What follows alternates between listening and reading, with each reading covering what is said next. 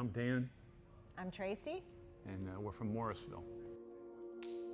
We're traveling on the interstate on the way to the wedding of my best friend's daughter.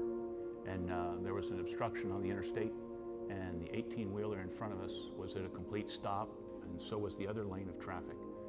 We pulled up behind the 18-wheeler. The truck behind us didn't slow down and rammed into the back of our SUV. It hit us so hard it caved in the back of our vehicle and actually hurled the vehicle into the back of the 18-wheeler, spun us around, and then we bounced into the back of it again, caving in the driver's side of our vehicle. The car was totally destroyed. I was able to get out, and when I realized and went around that he couldn't get out, I went back in and tried to help him from the inside, and he still couldn't get out. I had fractures on both sides of my pelvis. My left hip socket was shattered when my hip was driven out of it by the impact. The dash was caved in, crushing my left knee and trapping my left foot.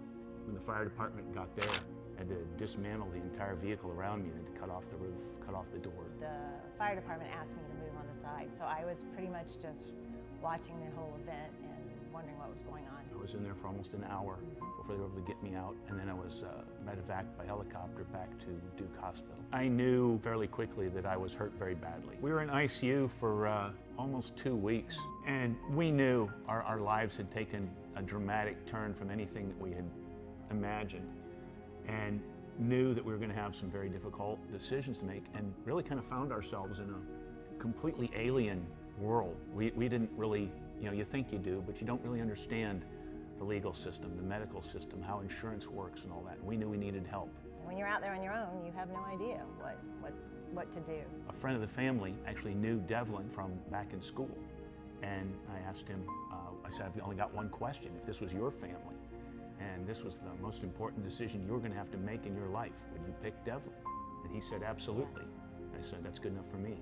And we called Devlin immediately, and things started improving right then. We're nearing retirement, and we'd spent our whole lives planning for that.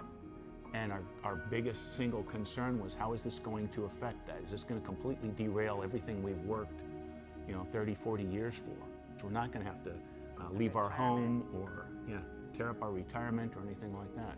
And that's, I think, the biggest part is that comfort that comes from knowing that that's all intact.